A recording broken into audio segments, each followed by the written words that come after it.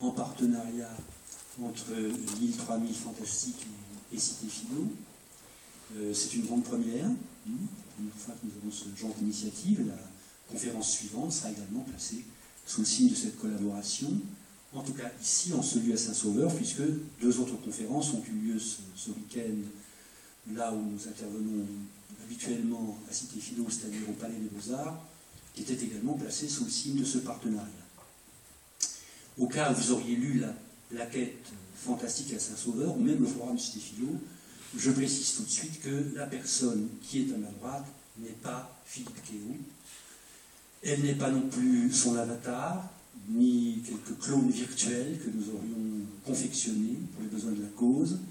Philippe Kéo ne pouvait pas être avec nous, il est chargé de mission à l'UNESCO, et il a dû, il y a une dizaine de jours, nous prévenir que, chargé d'une mission au dernier moment, il ne pouvait pas être des nôtres. Simplement, il nous a proposé très généreusement de se mettre en quête d'un remplaçant qui connaissait bien Olivier Aubert, qui a très généreusement accepté de remplacer Philippe Kéo dans des délais assez serrés et en acceptant de conserver le titre qui était celui de la conférence de Philippe Kéo, les fusions du virtuel et du réel.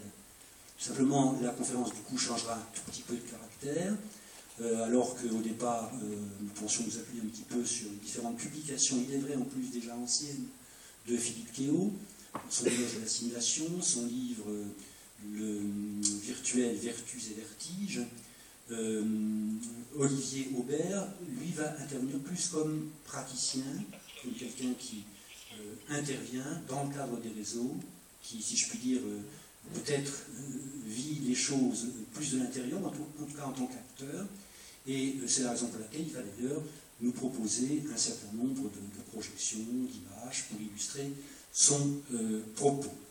Alors Olivier Aubert, comme je viens de le dire, ça donne tous ses titres, est théoricien et expérimentateur des réseaux, il est chercheur associé du groupe Évolution, Complexité et Cognition, mais tout ceci, de toute façon, figure à l'écran, ce n'est pas la peine peut-être que je le répète.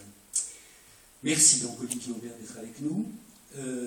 Je vais me contenter, moi, de dire deux, trois petits mots pour éclairer les raisons pour lesquelles nous avons eu l'idée de cette conférence, qui est à l'intersection à la fois de la problématique générale de l'île 3000 cette année, le fantastique, et puis de la programmation qui est la nôtre, et que nous avons choisi d'ailleurs un petit peu en écho et en contrepoint au fantastique, qui est quel réel. Et c'est en réfléchissant sur la question du réel qu'est venue évidemment dans le champ de nos réflexions la question du virtuel. Alors, le virtuel, c'est un mot dont pendant longtemps on usait assez peu, il fallait avoir fait un petit peu d'optique ou un petit peu de philosophie technique pour parler du virtuel, et puis c'est un mot qui s'est mis, dont l'usage s'est mis à proliférer.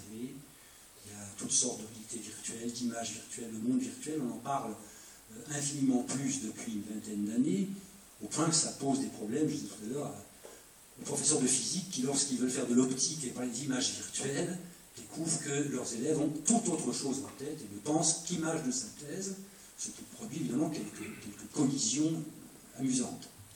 Alors peut-être quand même un petit mot sur ce très simple, hein, sur cette histoire du virtuel. Bon, nous vivons tous très normalement sur un partage qui est fondamental et qui est indispensable entre ce que nous considérons, jugeons comme réel, bien réel, et ce que nous considérons comme irréel, au sens que le mot d'ailleurs a dans la grammaire, dans les modes grammaticaux, c'est-à-dire que ce n'est pas simplement que ça n'existe pas, que ça n'est pas dans l'absolu, mais que c'est un mode d'existence plutôt imaginaire, représentationnel, mental. Vous distinguez forcément les phénomènes auxquels vous allez faire objectivement, ou les choses, ou les objets que vous manipulez, qui sont du réel, du bien réel, et puis des vœux, des idées, des souhaits que vous avez, vous souhaiteriez par exemple qu'il pleuve moins à Lille, ça c'est de l'ordre de l'irréel, et quand il pleut vraiment, vous sortez votre parapluie, vous êtes dans le réel, voilà une séparation commode, simple, fondamentale. Alors, ce qui est intéressant, c'est de découvrir que cette séparation, de temps en temps, elle est mise en difficulté, elle est brouillée, ça passe de l'un à l'autre, ou bien on est dans un entre-deux. Et par exemple, le fantastique, quand on juge que c'est fantastique, ou extraordinaire, ou stupéfiant, c'est tout à coup se met à se présenter dans le réel quelque chose qui, normalement, du moins vous le croyez jusque-là, ne devrait pas exister. C'est quelque chose d'incroyable, voire d'impensable, de deux choses l'une, ou de trois choses l'une. Peut-être que c'est une illusion, hein, vous y regardez plus près. Ça peut être pire, ça peut être une hallucination. Vous rêvez, vous croyez rêver. Ou bien vous vous rendez compte que c'est un artifice tout à fait ingénieux. On vous a collé comme ça une maison tombée du ciel, fichée dans le sol par son fait, hein, près de l'hospice Comtesse. Vous dites, ah oui, mais c'est amusant, c'est ludique, c'est une proposition hein, dans le registre du fantastique. Vous aimez éventuellement qu'on vous fasse rêver, mais comment dire, vous vous réassurez très vite. Vous ne prenez pas, outre mesure, au sérieux le fait qu'une soucoupe volante, par exemple, se soit arrêtée, stabilisée hein, dans la gare Lille-Flandre. Donc là, c'est relativement clair. Même quand il y a des choses qui viennent déranger le partage de l'être et du réel, vous arrivez assez rapidement à recaler les choses. Mais il n'y a peut-être pas besoin d'aller chercher du côté du fantastique pour être plus interloqué. Et ça, c'est du coup que les philosophes aiment bien faire. Si vous demandez, par exemple, telle chanson des Rolling Stones, ou bien la 5e symphonie de Beethoven, ça dépend de vos goûts musicaux. Elle est réelle ou pas réelle, elle existe ou elle n'existe pas. La 5e symphonie, est-ce qu'elle existe? On dirait, ben oui, elle existe, puisqu'elle a été écrite par Beethoven, et qu'elle est quelque part dans un manuscrit qui a été ensuite reproduit. Il y a des partitions. Moi qui ne connais pas beaucoup le solfège, je peux regarder la partition, je n'entends pas la 5e symphonie. Pour l'entendre, il faudra que quelqu'un l'exécute. Peut-être que je me tournerai vers l'Orchestre national de Lille et j'aurai plaisir à ce qu'il me joue la 5e symphonie. Là, elle va vraiment exister. Sauf que lorsque l'orchestre aura fini d'exécuter la 5e symphonie, je ne pourrai pas dire « Ah, c'est terminé, la 5e symphonie n'existe plus. Elle a cessé d'exister. » On est donc là devant des objets qui ne sont pas des objets purement mentaux, qui ne sont pas donc plus des objets physiques tangibles, dont le mode d'être est intermédiaire. Alors on pourrait dire qu'elle existe virtuellement, elle est dans la partition et elle n'attend que d'être actualisée, c'est-à-dire jouée, exécutée. On pourrait comme ça prendre un certain nombre d'exemples, amusants, votre image dans le miroir, si vous êtes un homme et que vous vous rasez le matin, vous vous rasez en vous regardant dans le miroir et attentivement pour vous raser en ne vous coupant pas. C'est bien vous qui vous rasez dans le miroir, ce n'est pas votre image qui se rase.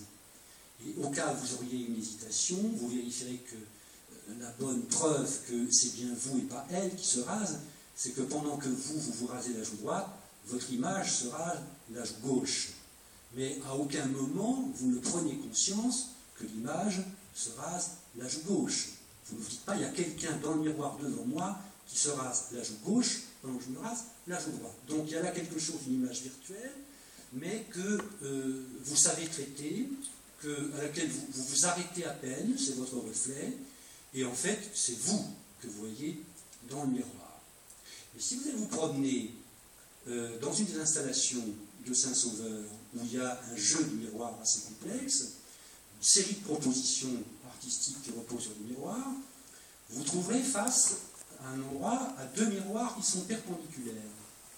Et si vous placez sur la bissectrice, entre donc ces deux miroirs perpendiculaires, chaque miroir vous redonnant la moitié de votre image, ça peut vous arriver aussi si vous arrêtez dans le café féminin, par exemple, ou au-dessus du lavabo, vous avez deux miroirs perpendiculaires. Ou dans certains cafés parisiens où il arrive que au-dessus d'une banquette, deux miroirs soient perpendiculaires. Vous allez découvrir une chose plus étrange, c'est que l'image se trouvant par cette propriété de miroir perpendiculaire redressée, et vous le verrez tout à l'heure si vous allez voir l'installation, quand vous levez la main droite, l'image dans le miroir ne lève pas la main gauche, mais lève la main droite. Et vous vous demandez à ce moment-là, c'est quoi la personne qui est devant moi et qui a l'air de me faire un pied de nez, puisqu'au lieu de lever la main gauche, comme c'est normalement la loi de tout miroir, elle lève la main droite. C'est un jeu assez amusant de vérifier que la personne qui est en face de vous se met à lever la main droite quand vous levez la main droite. Je dis bien la personne, parce qu'il y a un trouble qui s'introduit, c'est toujours une image virtuelle, bien sûr, mais elle s'est annexée une propriété supplémentaire par la modification du type de symétrie, hein, et qui fait que ça devient troublant. On dirait vraiment qu'elle a acquis cette image un coefficient de réalité supplémentaire. Vous avez comme ça une foule de phénomènes, de réalités qui sont extrêmement familières, qui montrent que du réel au virtuel, les choses commencent à changer un petit peu. Alors prenons maintenant un exemple tout à fait banal et très différent. Prenez simplement votre portable quand vous téléphonez. Quand vous téléphonez, où téléphonez-vous? Est-ce que vous téléphonez? Et où êtes-vous, surtout quand vous téléphonez? Est-ce que vous êtes là d'où vous téléphonez? Ou est-ce que vous êtes là où vous téléphonez? Non, la solution simple, c'est de dire je suis physiquement là d'où je téléphone, et en pensée, je suis là où je téléphone. Sauf que l'autre qui me répond, il n'est pas seulement en pensée, lui, avec moi, il a l'air d'être avec moi. C'est-à-dire qu'il y a des phénomènes de téléprésence dans une simple communication téléphonique. Où sommes-nous dans cette conversation qui tout à coup prend le dessus, on oublie où on est, on ne sait pas d'ailleurs trop où l'autre est, et nous sommes en train de parler, nous avons une conversation. Le lieu de cette conversation, quel est-il? C'est un lieu qui semble se présenter comme virtuel. Évidemment, bon, c'est pas bien compliqué, d'autant qu'il y a des contre-épreuves, quelqu'un me bouscule, je suis en train de téléphoner, je sais bien que je suis toujours là avec mon téléphone, et puis si l'autre me dit « Ah, excuse-moi, on me dérange, je raccroche », je réatterris et je nous relocalise l'un l'autre, et ce qui semblait s'être déployé comme un espace virtuel vient tout à coup de se dissiper. Mais lorsque maintenant vous êtes non plus dans une communication duelle, qui finalement est un exemple de portée très restreinte, mais vous êtes maintenant dans un réseau ou sur un réseau, avec un certain nombre de gens qui sont interconnectés. On s'aperçoit que des choses circulent, s'échangent, bref, vous êtes dans ce qu'on appelle le cyberespace, et cet univers virtuel, cet espace virtuel, vous vous rendez bien compte qu'il commence à avoir une certaine consistance, parce que vous avez beau vous en retirer, la personne éventuellement avec qui vous étiez en contact direct a beau s'en retirer, ça continue de circuler, d'échanger, de communiquer, devant maintenant quelque chose qui s'est stabilisé, et dont le mode d'existence, qu'on qualifiera donc de virtuel, nous interroge, parce que ça n'est pas quelque chose effectivement de purement abstrait, mental ou pensé, ça n'est pas quelque chose qui est physiquement aisément assignable, même si on reviendra à la question de savoir si ça peut exister sans un support matériel. Ils sont quelque part, il y a des serveurs qui permettent à tout ça de fonctionner. On y reviendra. Mais en tout cas, il semble que là se développe maintenant un espace virtuel dont les propriétés commencent à être particulièrement intéressantes. Et si maintenant vous ajoutez à cela quelque chose qui est au croisement d'un réseau interconnecté ou d'un réseau social, et puis un jeu vidéo, parce que dans un jeu vidéo, là aussi vous êtes confronté à une sorte de... Vous êtes totalement impliqué dans le jeu, et surtout si les techniques de simulation sont parfaitement réussies, vous êtes, comme dit très bien Foucault, non plus devant l'image, mais dans l'image, puisque vous y faites des choses, vous y effectuez des choses. Vous êtes donc dans le jeu vidéo un peu sophistiqué, hein, vous êtes réellement dans un monde virtuel, mais comme vous êtes seul à jouer, et qu'en plus la règle du jeu, tant du moins que vous n'en êtes pas maître, tant que vous ne la modifiez pas activement, effectivement, vous en sortez aisément. Mais si maintenant, vous faites partie des gens qui peuvent modifier les choses, modifier le programme, faire évoluer le jeu vidéo, c'est un certain nombre à le faire évoluer, et que tous ensemble, vous construisez par exemple une ville virtuelle, dont plus personne ne contrôle d'ailleurs le développement, puisqu'il y a des milliers de personnes qui y participent, et que si vous débranchez du réseau et que vous revenez 24 heures plus tard, la ville a déjà évolué, a changé. Vous êtes maintenant effectivement dans un univers virtuel qui s'est annexé au supplémentaire, qui a son autonomie, qui évolue pas tout seul, parce qu'il faut que les gens le fassent évoluer, mais sans que plus personne ne puisse d'ailleurs complètement contrôler ni prévoir ce que la chose va donner. Alors ça commence à devenir là tout à fait intéressant et complexe, et ça devient tellement complexe que moi, ici, je ne peux plus faire une chose, c'est passer la parole à Olivier Aubert. Merci.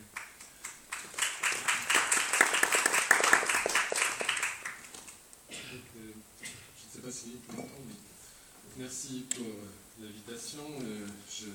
Je tâche de remplacer quelqu'un d'irremplaçable qui est Philippe Guéot. Et évidemment, ce ne sera pas possible. Je vais présenter, disons, un point de vue, pas de philosophe professionnel, pas de théoricien qui écrit sur le virtuel et l'interaction avec le réel, mais donc de praticien, expérimentateurs. Donc j'aurai quelques références philosophiques, mais si vous voulez me coller en philosophie, ce ne sera pas très difficile, ce n'est pas mon métier. Cette question de l'interaction entre, enfin de fusion entre réel et virtuel, disons quand j'ai lu le titre, ça m'a projeté en arrière dans les années 80-90, à l'époque où Internet n'existait pas, ou en embryon simplement, et où on fantasmait déjà sur les vertiges des réseaux. D'ailleurs, un des livres de Philippe Guéot s'appelle Le virtuel, vertu et vertige. À cette même époque, Gibson écrivait nos romanciens et parlait d'une sorte d'hallucination collective qui allait venir. Voilà, ça c'était il y a 20-30 ans. Aujourd'hui, nous y sommes vraiment. Et le virtuel dont Alain Lhomme a rappelé, disons, les racines classiques, l'image dans le miroir, et puis le téléphone, qui déjà date de notre siècle. Ce virtuel s'est propagé partout. Ce virtuel, il est intrinsèquement lié au moindre des objets que l'on manipule, ou il va l'être sous peu à travers toutes sortes de technologies, de capteurs, RFID ou autres systèmes de l'Internet des objets, etc. Ce qui se profile à l'horizon et qui est anticipé depuis longtemps, depuis ces années 80, c'est ce qui s'appelle la convergence Bang, B-A-N-G, des bits, des atomes, des nanotechnologies et de la génétique. Toutes ces technologies Bang reposent sur le virtuel, à savoir sur une sorte de modélisation du réel, calculée ou simulée quelque part d'une manière ou d'une autre dans une machine, et qui rétroagit sur le réel, qui est en interaction permanente avec lui. Alors cette fusion réel-virtuel, ce Big Bang qui est en train d'arriver, produit en nous un vertige, donc comme je l'ai dit, qu'on anticipe depuis longtemps, et une sorte de peur, une peur qui peut prendre un tour un peu panique, même dans certaines occasions. C'est cette peur que j'essaye pour ma part d'explorer. Cette sorte d'aporie qui se présente à nous, cette impossibilité de penser cette fusion, car tout semble nous être à la fois complètement contrôlé par des modèles, par des calculs, et en même temps complètement nous échapper, puisque surgit dans le réel des modèles, des interactions à distance, des éléments totalement imprévisibles qui nous font douter de tout et de nous également. Alors, il y a beaucoup de manières d'explorer ces fusions du réel et du virtuel, de tenter de les penser. Il y a une manière que peuvent avoir les philosophes. Il y a une manière scientifique, des sciences cognitives, des manières où on peut mathématiser les choses, on peut essayer de penser les choses sur un plan anthropologique. Pour ma part, j'ai une manière d'aborder les choses plutôt sur le plan expérimental, c'est-à-dire que je suis un petit peu, comme chacun d'entre nous, un peu un explorateur du réel. Nous sommes tous en train de cheminer dans ce monde complexe et puis de le mettre à l'épreuve et d'en tirer nos propres conclusions. Simplement, j'ai pris en parti de lancer dans ce monde une sorte de sonde qui, à l'image par exemple de celle-ci. Vous savez, vous vous souvenez de Voyager, lancé en 1974 dans l'espace intersidéral, et ramenant des données à chaque fois qu'elle croise quelque chose, sans parler de l'homme qui vivent dans l'espace, elle renvoie des données. Voilà, moi, ma manière d'explorer cet espace et ces questionnements sur la fusion du réel et du virtuel consiste à lancer dans le réel, dans le virtuel à la fois, une sonde, un objet à la fois conceptuel et pratique qui va tenter de mettre à l'épreuve le milieu dans lequel elle pénètre et en ramener des informations sur sa structure, sur sa topologie, qui n'est évidemment pas de l'ordre simplement technique, mais sur sa topologie humaine. Qu'est-ce qu'on fait avec ces technologies? Qu'est-ce que nous sommes en train de préparer? Alors, cette sonde, elle s'appelle le générateur poétique. Voilà. C'est un nom un peu barbare, qui donc, vous le lisez en haut, a pour objet de faire l'expérience de la réalité réelle. Ce générateur poétique est tout simplement un jeu, un tout petit jeu, praticable par un enfant de 3 ans, comme un adulte, un polytechnicien comme un illettré, peuvent pratiquer ce jeu très, très simplement. Et depuis peu, ce jeu, il est disponible sur les réseaux mobiles, sur à peu près tous les téléphones mobiles, et accessible de par le monde, donc sur les iPhones, sur les téléphones Android, etc. Vous pouvez le télécharger sur l'App Store, sur Google Play, etc. Et y jouer de n'importe quel point de la planète, pourvu qu'il existe un réseau. Alors, Poietic Generator, ça vient de la poiesis, c'est le générateur poétique, ou Poietic Generator en anglais. Poétique, ça vient de la poiesis que les philosophes ici connaissent, mais que je rappelle. La poiesis, c'est l'ancien mot grec pour poésie, mais qui a une acception plus large que le mot poésie, puisque Platon le définit dans le banquet comme la cause qui, quelle que soit la chose considérée, fait passer celle-ci du non-être à l'être. La cause de la création, en quelque sorte. Donc c'est une sorte de générateur de création, ce jeu. Ce mot poétique, poésis, a été repris plus tard par Paul Valéry, par exemple, donc en littérature, ou par René Passeron en esthétique, ou par Francisco Varela en biologie. Et en biologie, notamment, on connaît les cellules hématopoïétiques, qui sont les cellules du sang qui peuvent se reproduire elles-mêmes. Voilà. Alors, le principe de ce jeu est le suivant.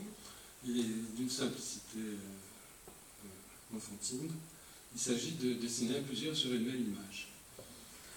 Alors, dessiner à plusieurs sur une même image, c'est extrêmement banal aujourd'hui sur l'Internet. Il y a plein de sites qui permettent de faire ça. Simplement, ces sites, disons, ce générateur, d'abord, précède de 10 voire 20 ans la plupart des expériences qu'on voit sur Internet. Et contrairement à ces expériences qui permettent souvent de dessiner à plusieurs, mais chacun pouvant dessiner partout, vous voyez, vous avez une sorte de palette graphique et vous pouvez faire un dessin comme vous le voulez. Et en même temps, sur ce même dessin, quelqu'un d'autre intervient et peut dessiner partout. Et en fait, ça a beau être très perfectionné, très joli, il y a bien des millions de couleurs, en fait, ça ne marche pas au-delà de 2-3 personnes, parce que quand il y en a un qui fait sa Joconde, l'autre arrive dessus, il l'efface, donc le premier s'en va, etc. Il n'y a pas de véritable interaction, il y a une sorte de succession de dessins. Et ça fonctionne techniquement, mais ça ne mène à rien. Donc dans le générateur poétique, c'est beaucoup plus simple. En fait, chacun manipule une petite image qui s'inscrit, qui est un fragment d'une grande image. Et chacun donc modifie son petit bout d'image en fonction de cette image globale. Alors je vais vous montrer un exemple.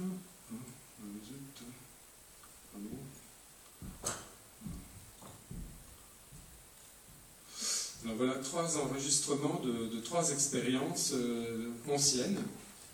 Donc elles vont vous sembler extrêmement simplistes et esthétiquement banales, mais en y regardant bien, on voit pas mal de choses.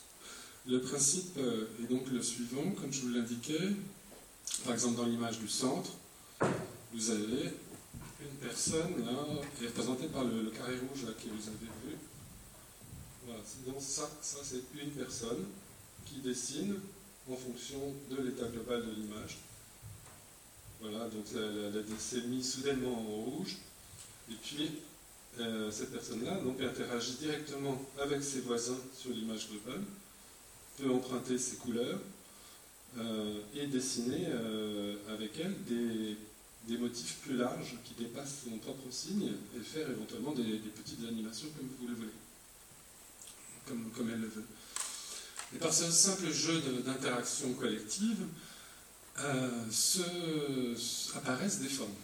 Parce qu'il n'y a aucun thème dans cette image-là, la règle du jeu ne va que jusqu'à proposer une simple juxtaposition de signes, et chacun modifie, choisit exactement ce qu'il veut faire, peut modifier en permanence son signe, et aucun thème ne préexiste à ce qui va arriver dans l'image.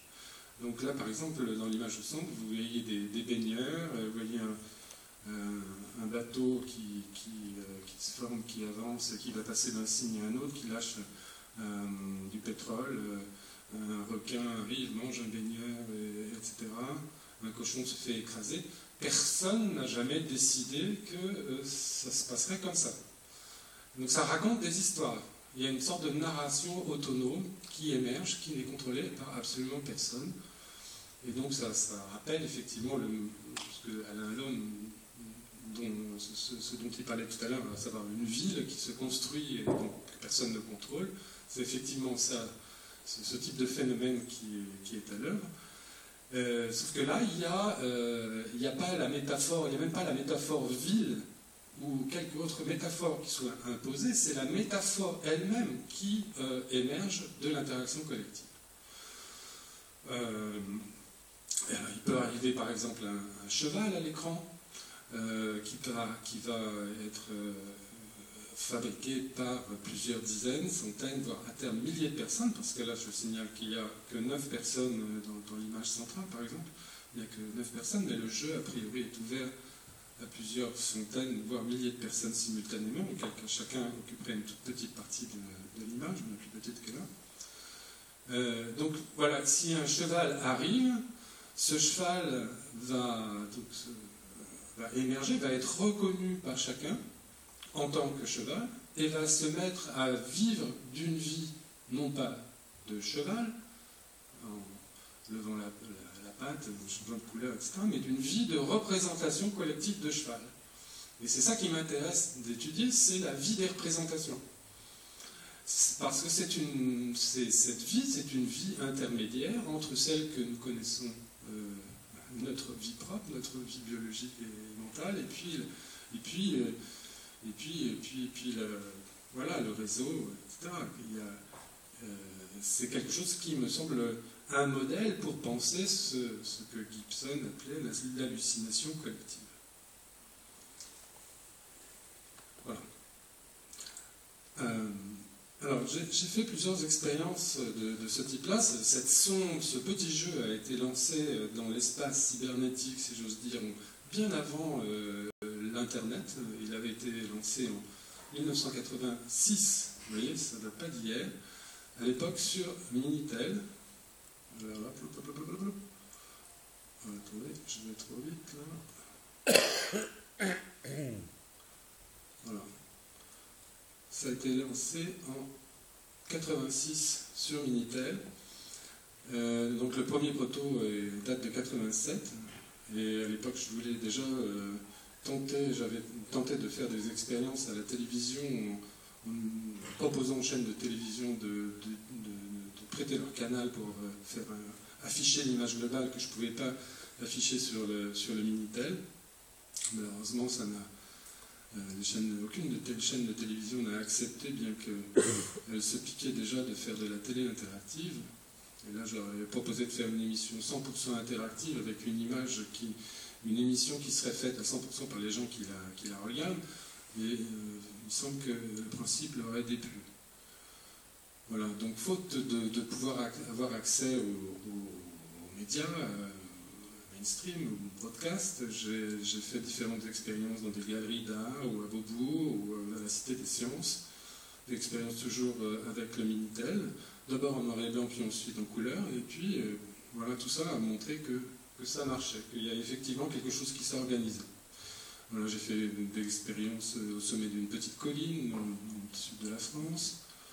Et puis, j'ai répondu en 1989 à un concours lancé par Philippe Kéo, sous l'égide de François Mitterrand, pour créer un monument symbole de la communication au Japon, une sorte de statue de la liberté, mais dédié à la communication. J'étais un des lauréats de ce concours avec le concept du générateur poétique, en proposant donc à la fois un monument virtuel dans la partie gauche, et un monument réel, c'est un anneau posé sur des collines sur l'île d'Awaji, qui est l'île qui ferme la baie de Kobe.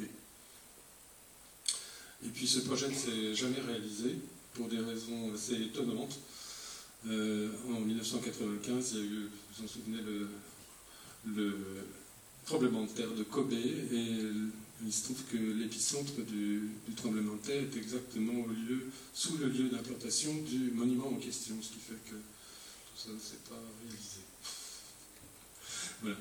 En 1995 aussi, j'ai eu la chance d'avoir accès à un réseau expérimental qui préfigurait l'IPv6, l'Internet IPv6 qui commence juste à se développer aujourd'hui. Donc, vous voyez, ça fait combien? Ça fait plus de 10 ans, 20 ans, quoi, quasiment. Et là, j'ai pu faire une expérience tout à fait étonnante sur ce réseau expérimental.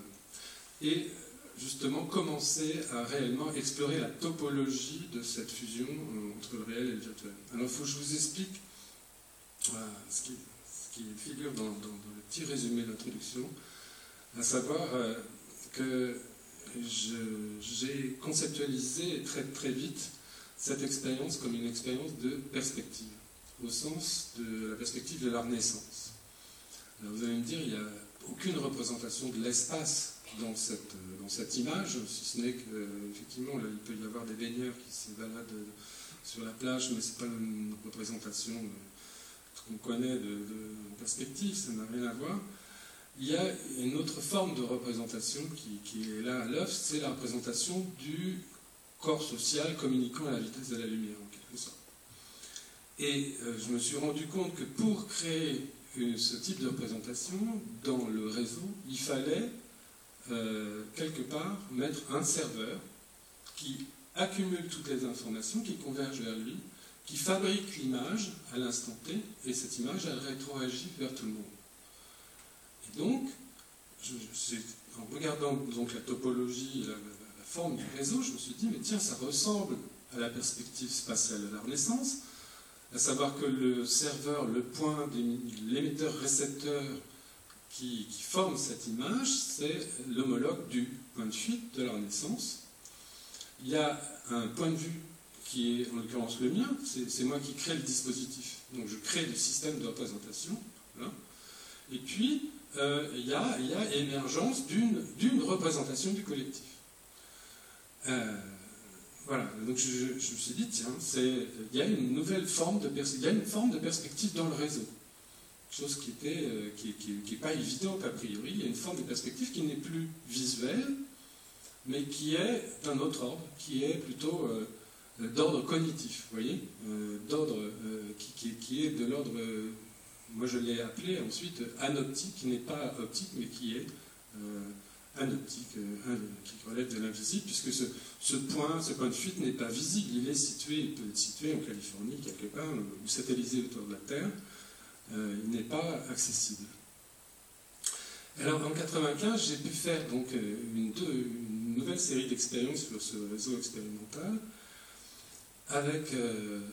Et là, c'est un réseau qui fonctionne de manière complètement différente, qui fonctionne en peer-to-peer. Vous avez entendu parler de peer-to-peer, mais un peer-to-peer encore plus perfectionné que ce que l'on connaît actuellement, et qui permet de faire une interaction collective sans l'intermédiaire précisément d'un serveur. Là, il y a une dizaine de personnes qui ont fait cette expérience en 1995, qui viennent un peu partout dans le monde, qui ont pu interagir sur une image sans l'intermédiaire d'aucun centre.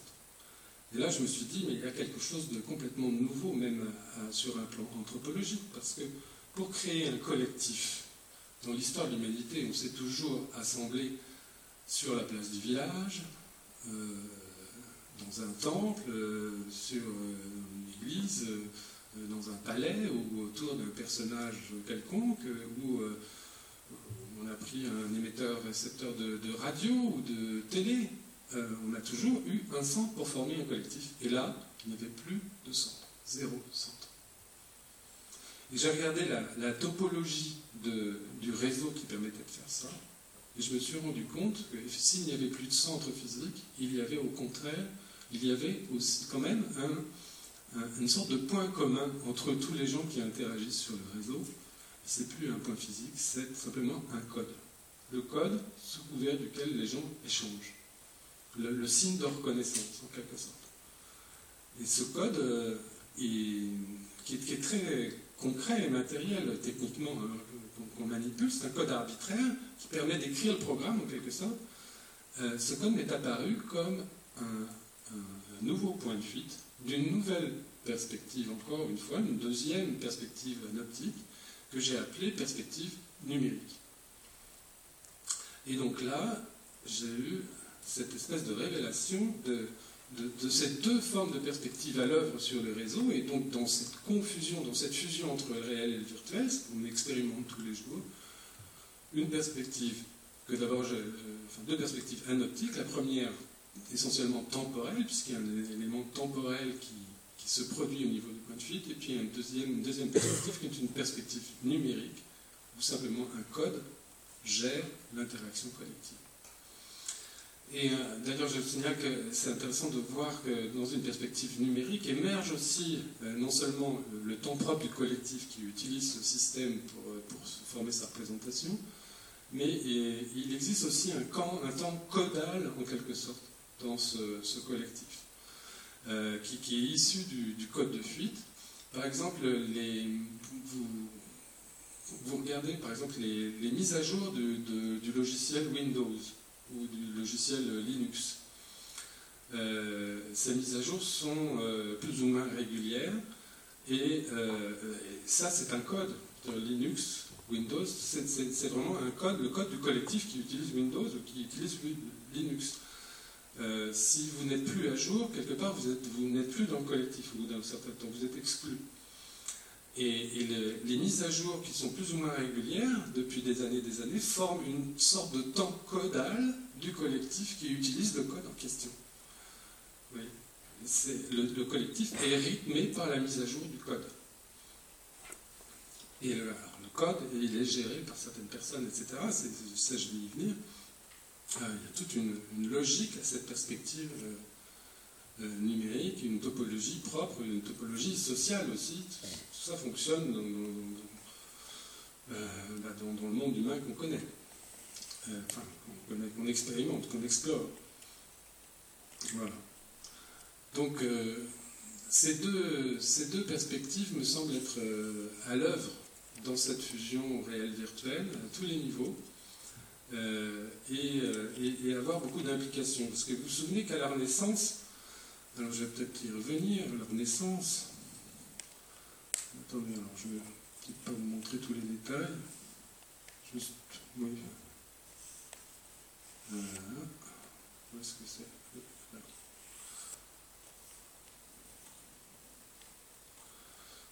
Ah, j'ai pas de chance. Oui. Voilà. Vous savez qu'à la Renaissance,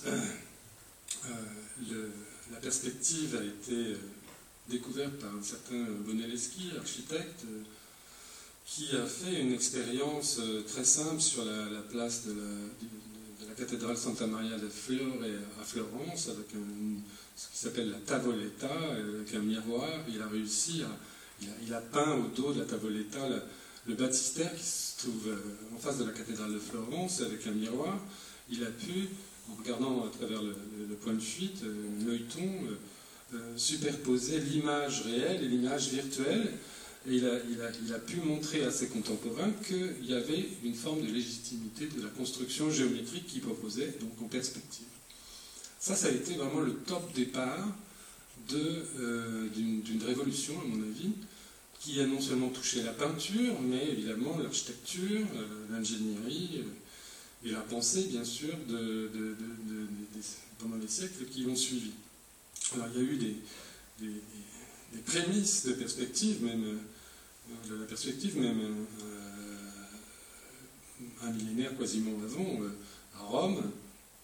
On trouve des représentations quasiment parfaites en perspective, mais il n'y avait pas cette conceptualisation de la perspective à l'époque. Et après Brunelleschi, évidemment, il y a eu Alberti, Piero della Francesca et d'autres qui ont conceptualisé la perspective et qui ont vraiment créé un nouveau monde avec ça.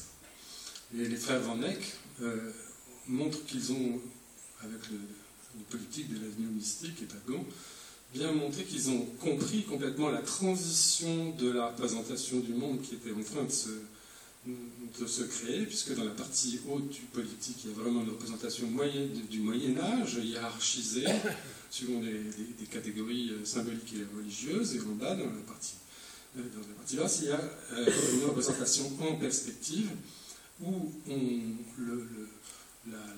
le soin de représenter l'espace est délégué en quelque sorte à un principe géométrique centré sur un point de fuite, et donc ce qui correspond à une sorte de blessure narcissique du pouvoir, quelque part, puisque il n'y a plus de mainmise sur la représentation, la part du pouvoir symbolique et religieux et autres, il y a délégation à un principe géométrique.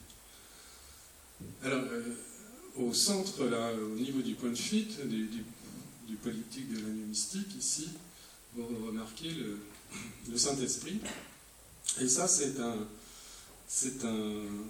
signe d'embarras. Qu'est-ce qu'on fait avec ce point de fuite? Ce point de fuite, c'est le symbole de l'infini et de l'inconnaissable. Et qu'est-ce qu'on fait avec ça? Qu'est-ce qu'on projette dessus? On ne peut pas ne pas projeter dessus, en quelque sorte. Et dans tous les tableaux de la Renaissance, il y a tout un jeu avec ce point de fuite qui est, selon les cas, caché ou recouvert, caché, dissimulé dans un drapé, dans un élément d'architecture, ou bien, lorsqu'il le point de fuite est assumé, il est recouvert de toutes sortes de symboles qui peuvent être donc le Saint-Esprit, le petit Jésus, Dieu le Père, ou la Sainte Vierge, ou quelques anges. Alors justement, voici les cités idéales qui ont suivi, et puis bien vite on est arrivé dans le baroque, et vous voyez que le point de fuite là, il est un petit peu caché dans une sorte de nuage avec des angelots qui volent tout autour. Il y a presque une vraie industrialisation de la perspective, une maîtrise parfaite, mais peut-être aussi une sorte de refoulement de cette perspective, puisque on la masque, on joue avec, mais on ne l'assume pas réellement. Et en fait, aujourd'hui, il me semble que l'état dans lequel on est au niveau du réseau et de la fusion du réel et du virtuel est un état qui ressemble à ce plafond baroque. À savoir que dans le réseau, dans les technologies, il y a bien des perspectives. On construit des technologies avec ces perspectives, mais on ne les assume pas vraiment. Alors je cite un exemple, par exemple Facebook. Facebook, chacun joue plus ou moins avec, l'utilise, mais rien ne vous dit que Facebook est un réseau en fait centralisé, qui admet qu'il y a un serveur situé quelque part en Californie, alors bien sûr qui est relayé par toutes sortes d'autres serveurs, mais il y a essentiellement un serveur qui est ce point de fuite. De Facebook, les gens ne voient que la façade, que les divers événements qui se passent sur les pages. C'est caché, en fait.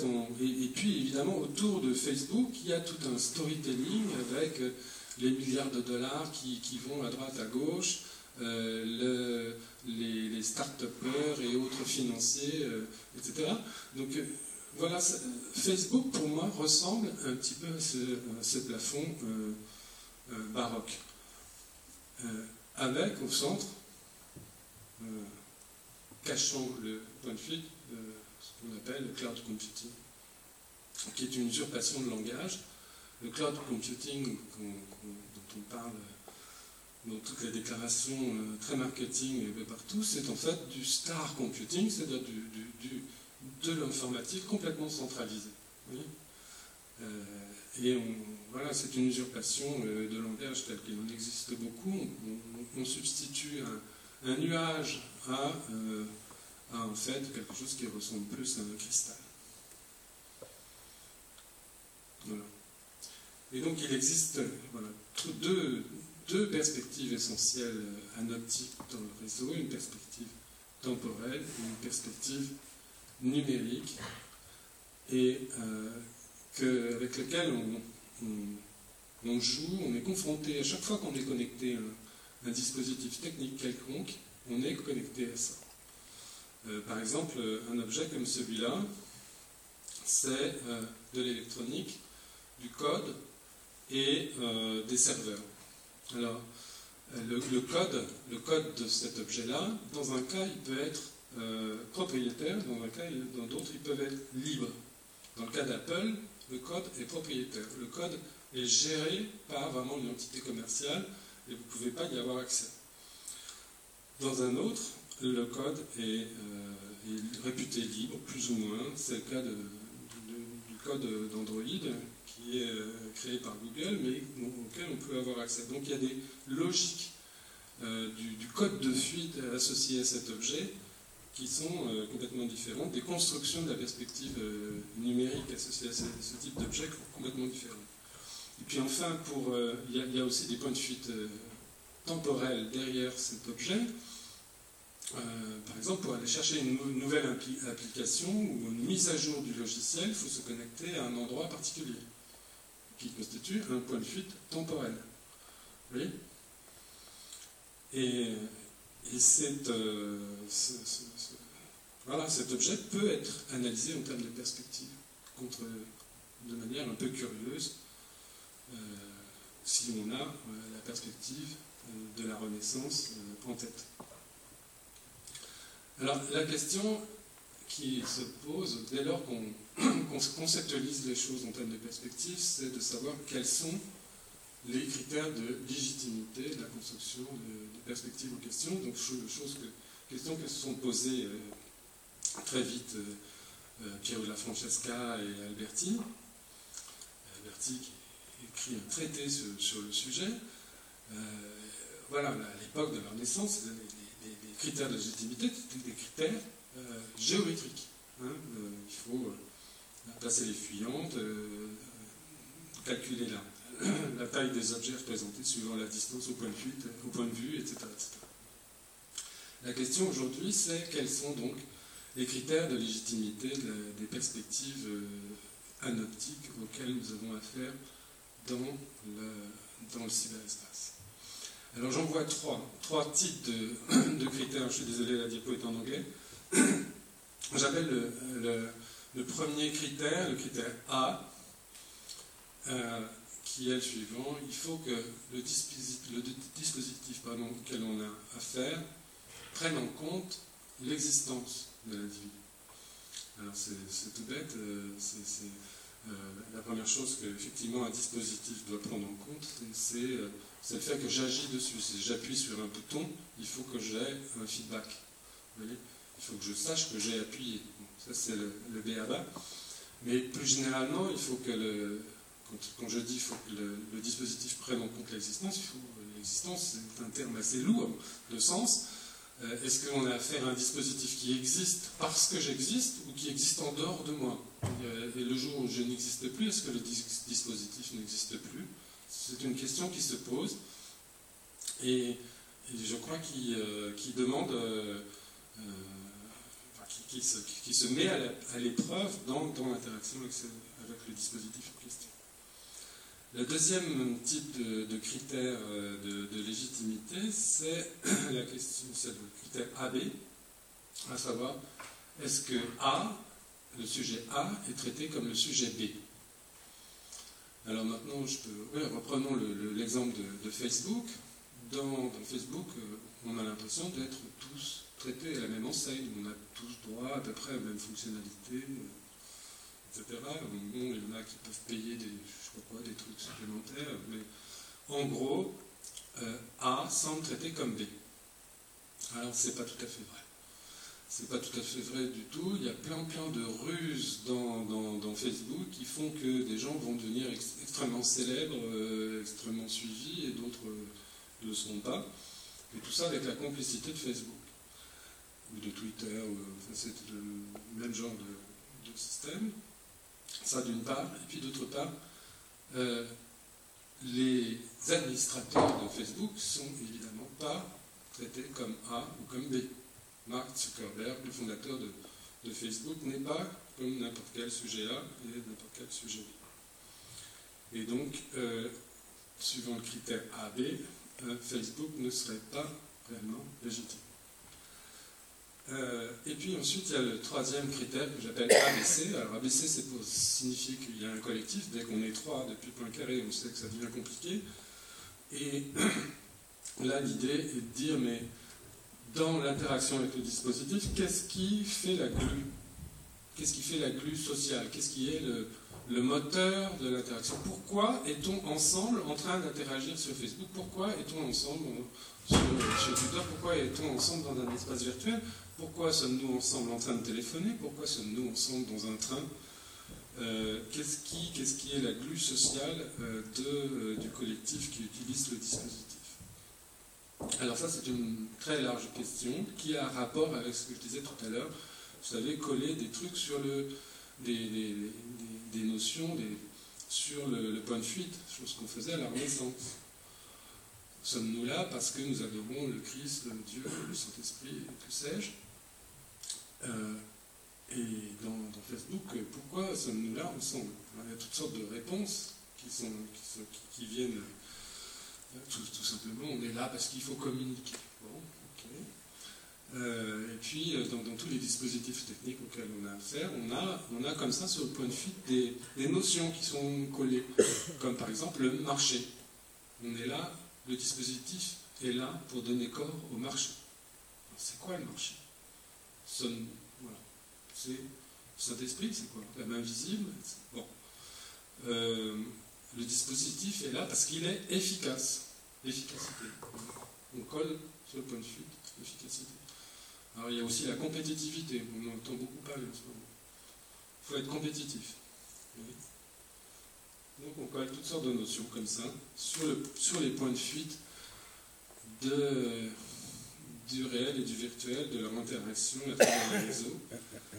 Et je crois qu'il est en train de se produire un phénomène qui peut être comparé à celui qui s'est produit à la Renaissance. C'est-à-dire qu'à partir du moment où on a conceptualisé la perspective, avec Brunelleschi, Claude Francesca, Alberti et les autres, où elle s'est répandue dans l'œil des Renaissants, où petit à petit les Renaissants ont compris qu'il y avait une perspective, qu'il y avait des modes de représentation légitimes alors que d'autres ne l'étaient plus, ceux du Moyen-Âge. Chacun, très vite, les Renaissants, au bout de quelques décennies, siècles, un siècle et demi, disons, ça avait fait le tour de l'Europe, les gens, n'importe qui, est devenu compétent pour évaluer de la légitimité des représentations. chacun a pu dire « Ah ben non, là, on a triché sur telle taille de personnage, celui-là, il est plus grand que celui-là, etc. etc. » Chacun a pu interroger aussi le point de fuite. En fait, il y a eu une sorte d'acculturation collective à la perspective. Et je crois qu'aujourd'hui, c'est pour moi un élément d'espoir dans cette fusion bang de laquelle on peut avoir peur le cas échéant, c'est cette question de l'acculturation. C'est-à-dire que petit à petit, les gens sont en train de se poser des questions, se familiariser ces perspectives et en interroger la légitimité. Je sais pas combien de temps j'ai encore. Voilà. Alors, ça se passe. Moi, je travaille, vous avez vu, je suis associé à un labo de recherche qui s'appelle le Global Brain Institute, dans lequel il y a beaucoup de matheux, d'anthropologues, sociologues, éthologues et toutes sortes de gens qui tentent de faire des modèles mathématiques, entre autres, de ce qui est en train de se passer. En fait, on est en train je suis en train avec quelques collègues d'analyser d'un point de vue cognitif quelles sont les manières dont finalement nous exerçons ensemble une pression cognitive sur les dispositifs qui se présentent à nous et quelle influence ça peut avoir sur l'évolution de ces dispositifs. Alors, une chose est... Alors là, je vais peut-être sauter d'un autre sujet peut-être plus profond. Oui. C'est ça que je voulais vous montrer. Oui, en fait, la compétence des Renaissances s'est manifestée notamment dans ce qu'on a appelé les perspecteurs, ces spécialistes de la perspective.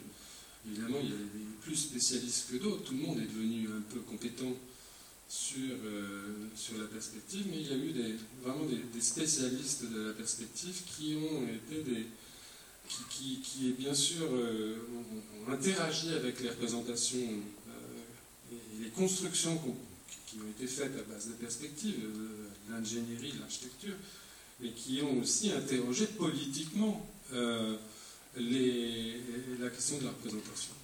Je crois qu'aujourd'hui, il y a toutes sortes de mouvements sur l'Internet, par exemple les mouvements des logiciels libres, il y a le mouvement Anonymous, le mouvement Wikileaks, toutes sortes de mouvements qui tentent de reprendre un bout de pouvoir sur le code, sur l'information, sur les technologies, qui sont en train de se transformer en véritables perspecteurs du réseau et du cyberspace.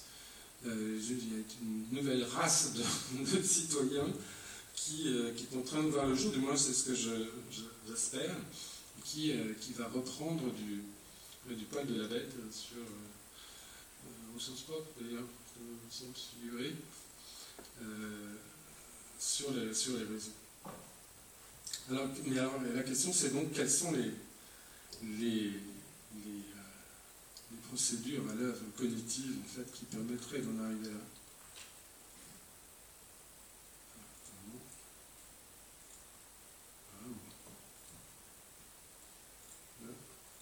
Pourquoi oui. Excusez-moi de l'interruption de ce moment.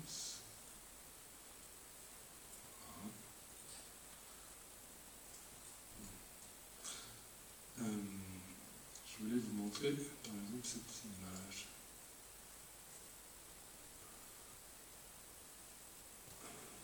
Voilà. Ça, c'est un des modèles que nous sommes en train d'évaluer dans notre labo, qui s'appelle le Costly Signaling Theory, ou Friendship Signaling Model, qui est une théorie permettant de comprendre comment se forment les alliances. Donc, je ne peux pas l'expliquer dans le détail, mais là vous avez une petite animation qui représente un collectif de 100 personnes qui communiquent les unes avec les autres, qui se signalent en quelque sorte, qui signalent leur environnement ou leur existence ou des éléments particuliers de leur, qu'ils ont remarqués, etc., qui signalent à leurs congénères et qui ont chacun des capacités cognitives et de communication différentes. Et là, une courbe est en train d'émerger au fur et à mesure, qui va prendre, in fine, une forme comme celle-là, une forme en chapeau, qui va en fait distribuer la population en deux catégories.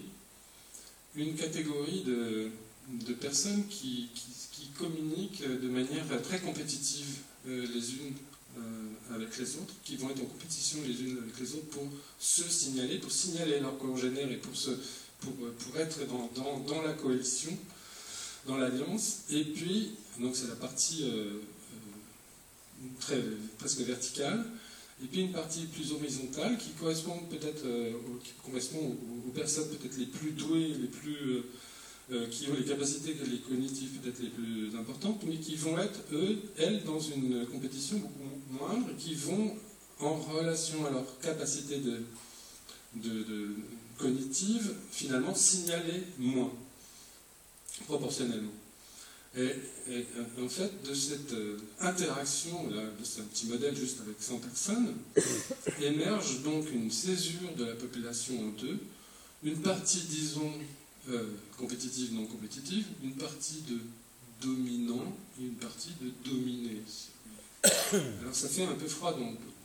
C'est-à-dire que vous pouvez prendre 100 personnes, ça peut être, je sais pas quoi, ou une classe avec des élèves, vous allez obtenir ce phénomène. Vous pouvez prendre, c'est fractal, c'est-à-dire vous prenez une population quelconque, vous la mettez ensemble dans un contexte, et vous allez obtenir des choses comme celle-là.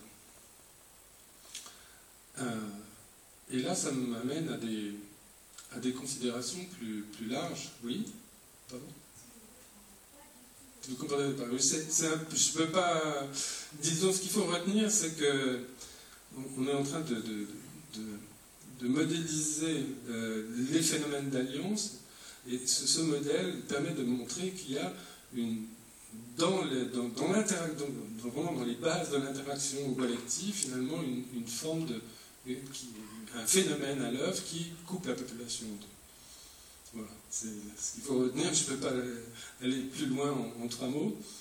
Mais ce qui est intéressant, c'est que donc, vous avez une courbe en chapeau comme ça, qui, avec en quelque sorte les dominants et les dominés, la partie compétitive et la partie non compétitive, et la question c'est la technologie là-dedans. À votre avis, à qui appartiennent les réseaux, à qui appartiennent les codes, à qui appartiennent les outils qui nous permettent de communiquer? Évidemment, à ceux-là, à ceux qui sont en haut. Hein, oui. Et donc, la question, à mon avis, anthropologique qui est derrière cette histoire-là, et qui est liée à la légitimité que je signalais tout à l'heure, c'est la question de la césure de la population. C'est-à-dire qu'à partir du moment où une classe de personnages contrôle les moyens techniques qui permettent à toute la population de communiquer, il y a un risque, effectivement, de dosification, de réification de cette césure de la population. Et ce que je crois, c'est que la peur que nous inspire fondamentalement la fusion du réel et du virtuel à travers toutes ces technologies bang, bits, atomes, neurones, gènes, etc., c'est ça. C'est cette espèce de césure de la population, cette espèce de contrôle d'une partie de la population par une autre. Et c'est ce que je crois. L'acculturation, notre acculturation à la nature même des réseaux, notre capacité à interroger la légitimité de tous ces dispositifs permettrait peut-être d'éviter. Donc, demander à ces dispositifs d'être légitimes et de ne pas finalement se réserver entre quelques mains qui permettrait de contrôler tous les autres. Et là, vous rejoignez le monde réel. Oui, absolument. D'ailleurs, c'est la première diapo que j'ai montrée, c'est-à-dire que je fais une expérience de réalité réelle. C'est vraiment ça, on est dans le monde réel. Et je crois qu'il y a beaucoup d'usurpation de langage. J'ai parlé de l'usurpation cloud computing, qui en fait désigne une informatique centralisée. Ça, c'est une usurpation de langage. Il y a l'usurpation de langage, par exemple, des réseaux sociaux. Quand on dit Facebook est un réseau social, ça n'a aucun sens. Le réseau social, c'est celui que nous tissons les uns avec les autres, qui passe pas par des câbles particulièrement, qui est là, qui préexiste. Et bien sûr, qui s'actualise à travers la ville ou les moyens techniques. Facebook n'est pas un réseau social. Dire que Facebook est un réseau social, c'est confondre la carte et le territoire, vous voyez. Donc c'est une sorte de prise de pouvoir de celui qui a la carte sur le territoire.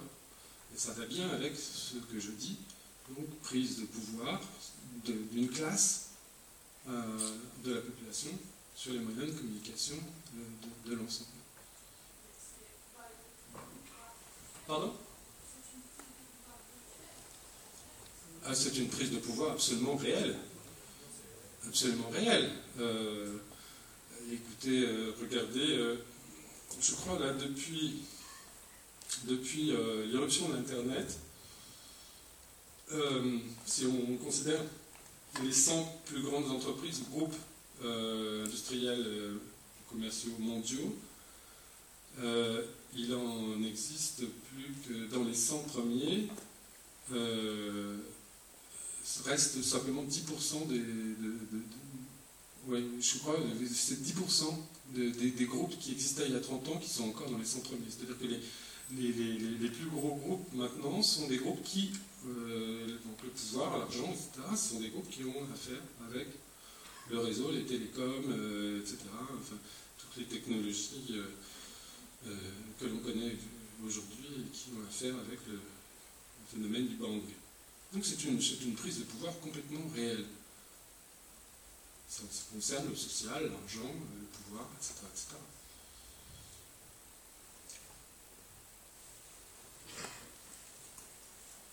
On l'a déjà anticipé sur la partie débat, peut-être qu'on peut remettre de la lumière dans la salle pour qu'on se voit.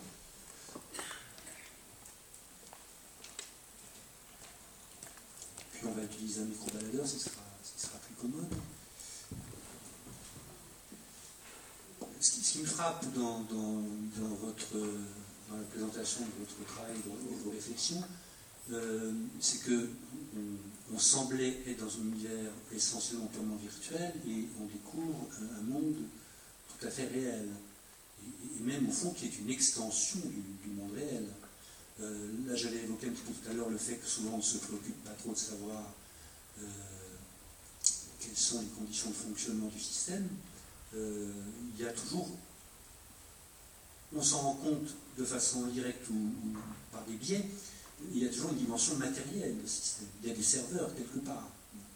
La façon dont ils sont localisés, centralisés, concentrés, est une question qu'on se pose, qu'on commence à se poser, en se demandant d'abord quels sont les pays qui les abritent, qui effectivement les détient en dernière analyse, qui pourrait finalement, en cas de conflit géopolitique, interrompre ou suspendre le système. Bref, on n'est pas dans quelque chose qui effectivement est totalement suspendu dans les nuages, pour le coup, mais qui effectivement suppose quand même une base matérielle. Il faut redevenir un peu matérialiste. Je crois complètement.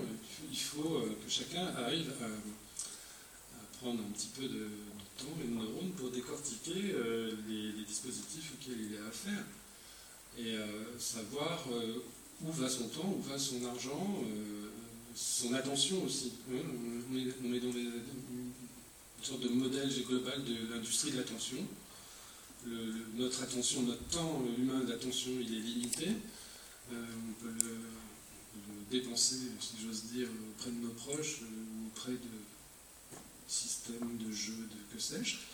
Il faut savoir où il va, ce temps d'attention, parce que derrière, il est instrumentalisé, il est commercialisé, ce temps d'attention. On connaît le temps de cerveau disponible à la télé, tout le monde a compris. Sur le net, c'est pareil, mais c'est beaucoup plus insidieux et difficile à détecter. Je crois qu'on a tous les capacités de le faire petit à petit et d'interroger les dispositifs auxquels on a affaire. Oui, il y a donc deux choses. Il y a d'une part ce qu'on pourrait appeler, c'est une vieille expression marxiste, la base matérielle, qui d'ailleurs se signale à nous en termes aussi de coût d'énergie. Quand on considère que certaines fermes, comme on les appelle, de serveurs, peuvent consommer autant d'énergie qu'une ville, on s'aperçoit que c'est quelque chose qui effectivement est quantifiable, un coût économique, un coût écologique. C'est pas quelque chose de parfaitement immatériel. Ça, c'est un aspect du problème, me semble-t-il. L'autre aspect sur lequel vous avez fait notre attention avec l'analogie avec la Renaissance, c'est que cet univers est structuré, il se structure, en tout cas, d'une certaine façon. La métaphore du net, la métaphore du réseau, est une métaphore au départ commode et sans doute bien trouvée. Mais à partir de là, il faut faire l'effort de se représenter mentalement, en essayant de faire des modélisations, comment ça circule, quelles sont les lignes de force. Par la courbe que vous montrez, effectivement, vous montrez que on a au fond des tensions, des lignes de force, des équilibres, des asymétries, et à partir de là, des stratégies devraient pouvoir être pensées. On en parlait tout à l'heure, je faisais une comparaison qui vaut ce qu'elle vaut, mais avec la façon dont, par exemple, s'ordonnent et se listent, quand on consulte sur Google, les sites qui vont être référencés. Ça s'ordonne de façon... c'est ni contraint, ni parfaitement aléatoire. Il y a donc des logiques qui fonctionnent, et qui font que pour accéder à certaines informations, vous devez attendre ou chercher autrement. En tout cas, elles ne s'affichent pas aisément. Au fond, s'affichent d'abord les choses qui sont le plus fréquemment demandées. C'est un modèle qui a été choisi, ça. C'est un modèle qu'on pourrait modifier. Et ce que vous nous dites, je pense, c'est que plus on sera utilisateur de ces systèmes, moins tendanciellement, et aussi en termes d'intérêt, on a intérêt à être de moins en moins des utilisateurs passifs, c'est-à-dire à mettre en question la façon dont ces modules, ces protocoles se trouvent définis, et éventuellement de la même façon que se sont développés les logiciels libres, exiger de plus en plus que la façon dont le net se gère ou se trouve géré change de modèle, en quelque sorte. C'est comme ça que vous voyez la chose. Je signalais tout à l'heure qu'il existe des équivalents de Google, bien sûr, de taille modeste et pas aussi performants pour le moment, mais des équivalents ascentrés, décentralisés et libres. Évidemment, personne ne les utilise. Parce que c'est un petit peu plus compliqué que Google, parce que c'est moins point, parce qu'il n'y a aucune force financière derrière qui permet de payer des développeurs pour que ça soit beau, parfait, etc. Et donc tout ça n'est fait que par la bonne volonté de gens qui sont sensibilisés à la question. Mais il est sur le papier, même pas plus que sur le papier, techniquement possible, ça existe, on gère en prototype opérationnel, de faire un Google totalement incentré sur le net. Totalement incentré. Donc, qui ne fonctionnerait pas suivant le premier modèle de perspective temporelle centrée, mais suivant le deuxième modèle de perspective numérique centrée sur un code qui est simplement le code logiciel du moteur de recherche en question.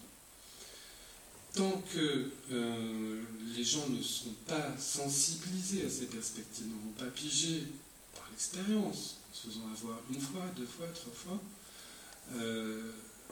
qu'il y a bien du réel derrière le temps qu'on y passe, l'argent qui est dispensé, les concentrations de pouvoir extraordinaires que ça permet de faire derrière, qui vont siphonner les marchés, je ne sais pas, du tourisme, de l'hôtellerie, etc. Enfin, il y a plein de gens qui s'inquiètent pour leur emploi parce que tout est siphonné par ce type de centre. Bref, tant qu'on ne sera pas acculturé à cette première perspective temporelle, on n'arrivera pas à construire la deuxième que je signalais, qui est une perspective numérique.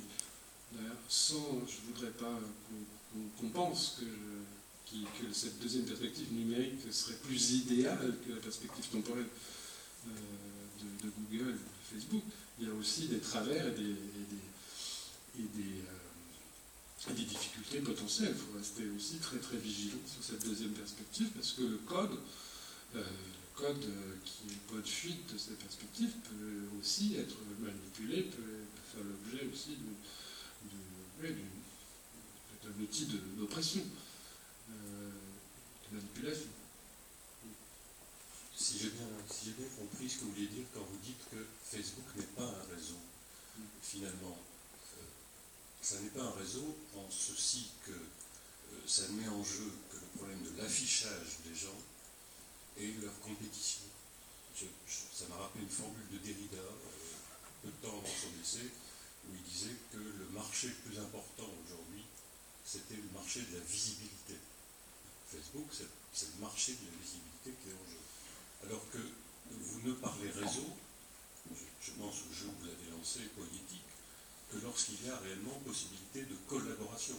Est-ce que ce serait cela qui pourrait faire la distinction entre non-réseau et réseau, la visibilité d'un côté, la collaboration réellement de l'autre? Je crois que c'est plus que ça encore. Pour moi, un réseau, ça ressemblerait plutôt à un rhizome, au sens de Deleuze-Guattari, quelque chose de vraiment profond et distribué, et avec des ramifications insoupçonnées. C'est notre rhizome social, c'est ce qui nous relie les uns aux autres.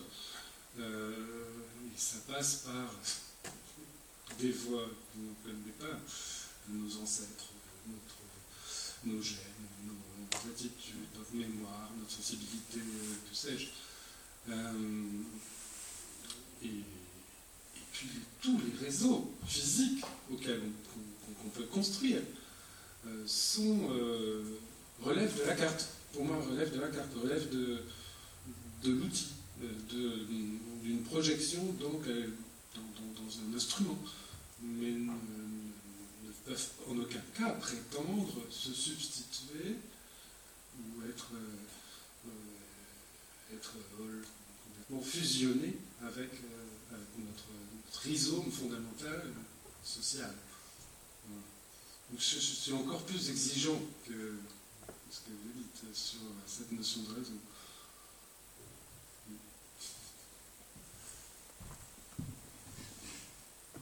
Oui, bonjour. Je voudrais juste rebondir sur la remarque que vous avez émise tout à l'heure en soulignant à juste titre que derrière ces réseaux, il y a un aspect totalement matériel avec les serveurs, les routeurs, voilà, qui se déploient sur la Terre, quoi, et qui sont vraiment cette espèce de squelette du réseau. Mais au-delà de cette dimension matérielle, je pense qu'il y a une autre dimension qui est totalement, dont Olivier Aubert a parlé en parlant de code suite, qui est une dimension éminemment langagière. C'est-à-dire que ces serveurs sont manipulés par un langage qui en général est libre, quoi, et open source. Je pense au HTML ou au PHP, qui sont des formes de mise en forme des réseaux, et qui sont totalement disponibles, mais très peu utilisés par les usagers au quotidien, qui ignorent totalement ce type de langage. Enfin, je pense voilà, quoi, c'est une dimension qui doit nécessairement être vraiment soulignée dans l'approche des réseaux. Et voilà.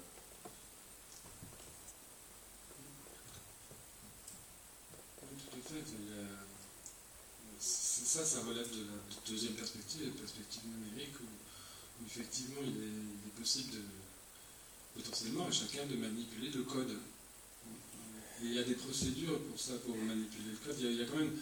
Il ne faut pas non plus voir ça comme un monde idéal, encore une fois, cette perspective numérique. Autour d'un logiciel quelconque, Linux, PHP, etc., il y a toujours une communauté, entre guillemets, du code, avec des modes d'organisation qui peuvent être parfois très sympathiques, flous, etc., open source, cool. Il peut y avoir aussi des modes d'organisation plus durs, hiérarchisés. Il y a tout. Hein. En général, dans le livre, effectivement, il y a il y a une forme d'ouverture à l'innovation, l'implication des gens. Enfin, il y a c'est certainement le lieu où d'abord ces codes, ces logiciels, c'est vraiment le lieu d'acculturation privilégiée dont je parlais tout à l'heure, où se forme une nouvelle catégorie de citoyens véritablement conscients de ce qu'ils sont en train de fabriquer, qui vraiment réfléchissent à leur mode de gouvernance en même temps qu'ils fabriquent la chose, etc. C'est parfois tout à fait impressionnant d'observer comment les gens, le recul des gens par rapport à leur propre création dans ce type de cercle. C'est pas toujours le cas.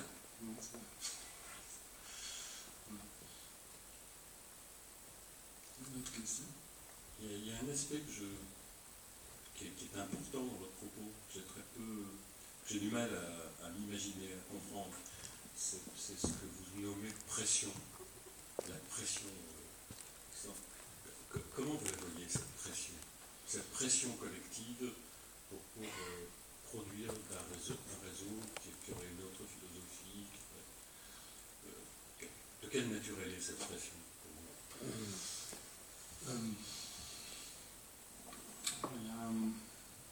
Elle est cognitive. Alors, c'est vraiment lié vraiment à la nature du langage. Alors, si je me lance là-dedans, ça va aller très loin.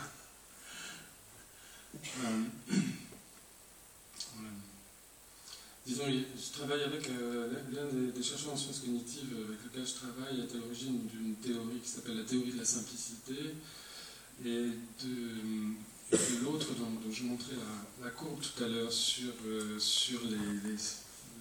disons, la modélisation des stratégies d'alliance, qui sont basées en fait sur des hypothèses sur la nature même du langage et sur la manière dont le langage nous est venu, nous en tant qu'hominidés. Pour lui, le langage serait apparu assez soudainement en liaison avec l'apparition des premières armes. Donc, il faut imaginer, il y a quelques centaines de milliers d'années, le premier singe qui ramasse un os, un fémur de renne, et qui s'aperçoit qu'avec l'effet de levier, il peut très facilement casser la tête de son copain. Et que s'il le fait la nuit, alors que le copain dort, et qu'il pourra le massacrer à coup zéro, cette découverte de l'arme, de l'armement, et puis derrière, qui s'est évidemment très vite répandu, ramifié, perfectionné, etc., aurait été vraiment intrinsèquement, aurait été l'élément déclencheur de l'apparition du langage pour ce chercheur qui s'appelle Jean-Louis Dessalles. Pourquoi? Parce que ce meurtre à coup zéro que permet l'armement a soudainement en fait été une menace pour l'espèce. Non seulement pour les autres espèces, mais pour l'espèce. C'est-à-dire qu'il faut bien imaginer qu'il y a quelques centaines de milliers d'années, on était déjà organisés en coalition. Il y avait les alphas, vous voyez, comme dans les meutes de loups ou de singes, il y a les alphas, il y a les bêtas, et puis il y a le oméga au bout, le souffre-douleur, celui qui voulait être éventuellement le chef, le calife à la place du calife. Voilà. Et donc ça, c'est une organisation sociale qu'on voit chez beaucoup de mammifères, en particulier chez les grands singes. Dès lors qu'on a découvert le langage, découvert l'armement,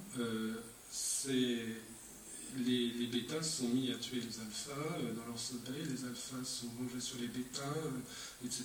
Ils ont reconstitué les survivants ont reconstitué des coalitions, et de nouveau on a retrouvé cette scission de la population en deux, etc., alpha-bêta, et tout le monde, enfin on peut s'entretuer avec ça à l'infini. Bon. Et pourquoi le langage? Simplement pour signaler, selon lui, pour signaler le danger, pour dire détecter quelque chose de nouveau dans le paysage, dans l'environnement, et former des coalitions. Le langage, pour lui, sert à former des coalitions, sert à détecter l'inattendu, et à former des coalitions pour se protéger de l'agression. Alors, je pars de loin pour répondre à la question. Là, quelques centaines de milliers d'années, on en est aujourd'hui avec les lointains descendants de ces armes primitives. Je veux dire, on téléphone avec un silex, oui, c'est un silex. Et tous ces objets peuvent être, toute cette armada de technologies qu'on a maintenant peut être parfaitement considérée comme elle-même une arme, une gigantesque arme globale, qui est évidemment à double tranchant, qui peut être une arme agressive, qui permettrait, oui, d'agresser, de créer des meurtres qui ne seraient pas forcément directement des meurtres physiques, mais qui seraient peut-être des meurtres cognitifs dans un premier temps. C'est ce que peut faire d'ailleurs volontairement, je pense, involontairement, un Google vis-à-vis de telle industrie du tourisme qui se retrouve siphonné d'un seul coup d'essai.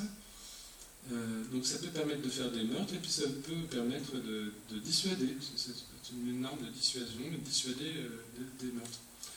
Voilà, donc cet armement à double face, je crois qu'on en est les héritiers, depuis qu'on va nous-mêmes le transmettre à nos descendants.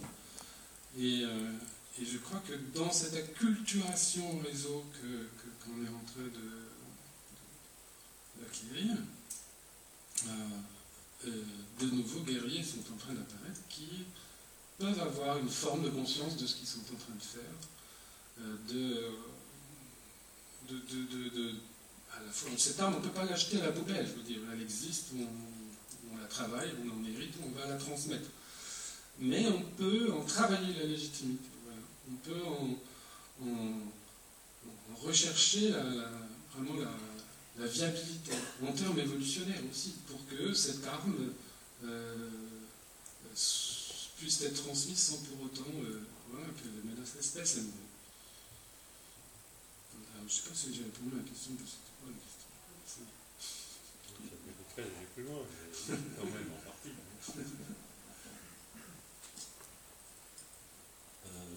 C'est plutôt une réflexion. Oui. Ça va être un peu le bordel. Là, on a parlé des alphas qui se battaient, etc.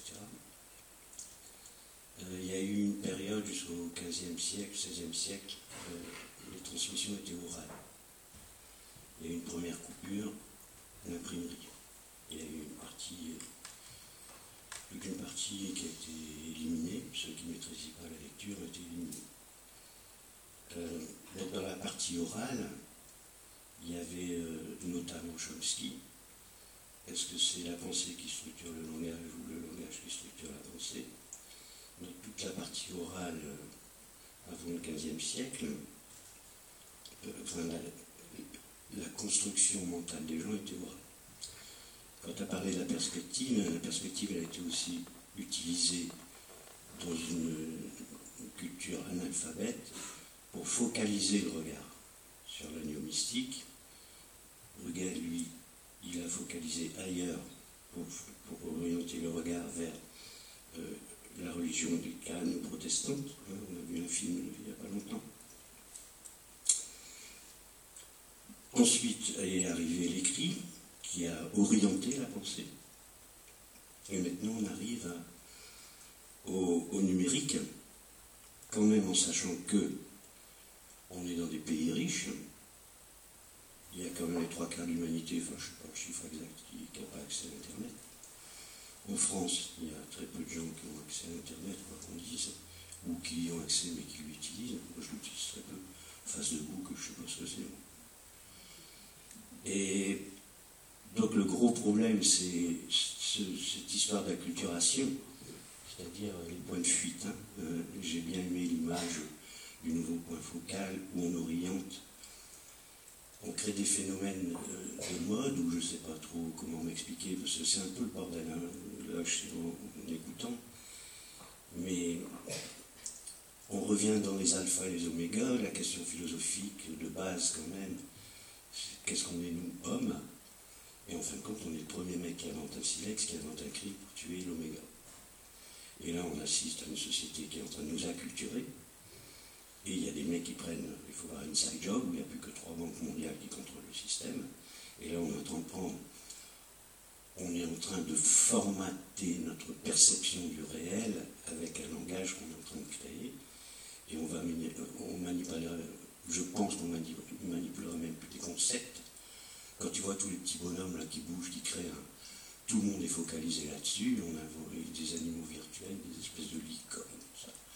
Mais pendant ce temps-là, il y a des mecs derrière qui s'en mettent plein les thunes, plein les fouilles, et qui vont nous massacrer. Et bon, c'est pas une parano, c'est une réalité. Tout le système libéral européen est en train de s'effondrer. Et moi, je suis extrêmement pessimiste, hein, sans être parano, hein, mais moi, je vois par exemple, on va à l'espace culture de la fac de Villeneuve-d'Ascq, il parle un globish, ça ne va rien dire du tout. Je ne sais pas parler anglais, je comprends. Là, on va créer une façon de voir, avec les petits bonhommes qui bougent, le bonhomme rose du milieu, que les gens vont... Enfin, c'est 1984. C'est des mecs qui vont regarder à l'extérieur, qui vont dire c'est des prolétaires à l'extérieur, mais eux sont même des prolétaires. Enfin, j'ai du mal à m'expliquer parce que je n'ai pas l'habitude pas trop bébé, mais moi ça me fout les globelots, quoi. Et quand tu parles d'acculturation, c'est pire que ça. C'est une espèce d'autisme. Déjà, on voit les gens qui communiquent de moins en moins. La sociabilisation commence à disparaître. Il n'y a plus d'usines. Les points centripètes n'existent quasiment plus. On est dans le centrifuge. La courbe tout à l'heure, on est vraiment dans le centrifuge. Il y a des moments focaux dans le temps. Ça se passe dans le temps, de toute façon. 24 heures, le mois, les pics, le soir, les gens rentrent. Tac, tac, tac. C'est un truc de ouf, quoi. Enfin, je ne sais pas si je m'explique bien, mais... Je crois que ça traduit complètement la peur ambiante de la technologie. Hein.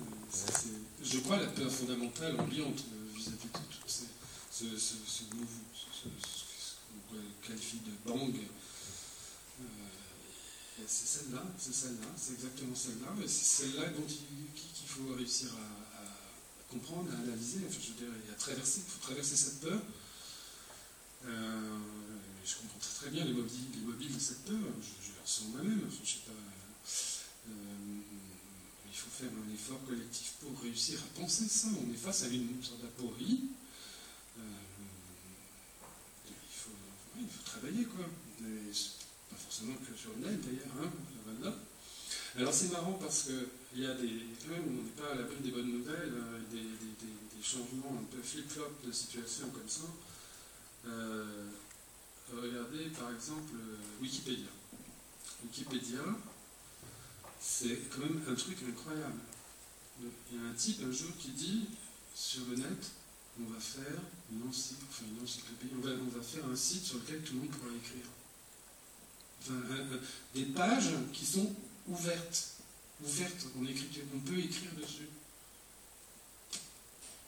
C'est une idée folle, parce que la rationalité instrumentale de la technologie conduit à faire des objets techniques, par exemple des capteurs, des puces, des trucs, etc., qui peuvent être assimilés à des portes ou à des verrous ou à des silex qui tranchent. Vous voyez, enfin, soit vous êtes dedans, soit vous êtes dehors.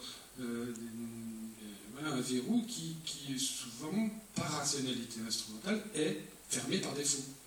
Et puis évidemment, les businessmen sans trop de vision vont dire on vous vend ce verrou, mais il faudra payer en plus pour l'ouvrir. Il faudra montrer patte blanche pour l'ouvrir, ce verrou. C'est ça le mouvement naturel, disons la doxa, la technologie et le business dans ce secteur-là, c'est de fabriquer un océan de verrous fermés, pour lequel il faudrait payer à chaque fois pour ouvrir, quoi. Et puis, voilà, quand on regarde le modèle de Wikipédia, on peut se rendre compte que d'un seul coup, un mec il dit tiens, je vais faire un truc où les verrous seraient ouverts par défaut. Et là, ça marche.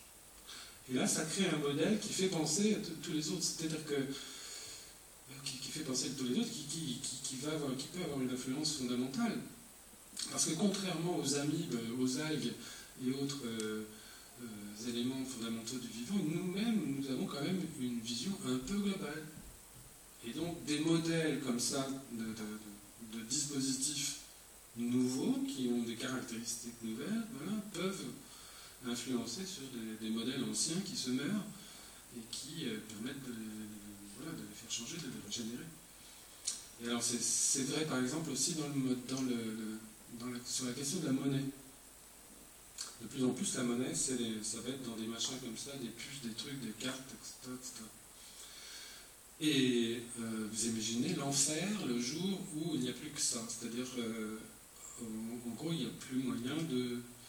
Vous êtes soit dedans, soit dehors. C'est une machine qui tranche, encore une fois, la population en deux, qui fabrique des exclus, etc. Imaginons qu'on imagine, à l'image de Wikipédia, une monnaie ouverte par défaut. C'est-à-dire que, en fait, vous auriez un peu de monnaie dès lors que vous existez. Faites juste ce qu'il faut pour vivre, quoi. C'est ouvert par défaut. Alors, vous n'allez pas pouvoir acheter la rue de la Paix ou la rue d'Ulm, mais vous aurez de quoi vivre. Si un jour quelqu'un met au point un machin comme ça et que ça marche ne serait-ce que dans un petit coin et que ça crée un modèle qui fonctionne, d'un seul coup, ce modèle va créer enfin, évidemment, parce qu'on n'est pas des algues, on a une vision globale, on peut savoir ce qui se passe ailleurs, ça peut avoir une rétroaction globale. Donc c'est ça, c'est ce que j'appelle la recherche de la légitimité, la pression cognitive. Hein, pour répondre à la question tout à l'heure, il y a une pression cognitive sur les systèmes, ils sont construits et bloqués, rationnels et sécuritaires par défaut, mais il est possible qu'ils s'ouvrent sous l'influence d'autres modèles, sous l'influence des gens qui circulent dans ces dispositifs et qui peuvent prendre une certaine conscience de ce qu'ils fabriquent. Ouais. Donc je suis moins pessimiste que vous. Mais je suis prudent, je comprends très bien votre pessimisme. Je sais pas, c'est la réalité. Ah, la réalité. C'est ce qu'on voit, c'est ce qui existe. Mais finalement, plus on avance dans le débat, plus je trouve qu'on recoupe des problèmes qui sont des problèmes assez classiques et assez généraux, finalement.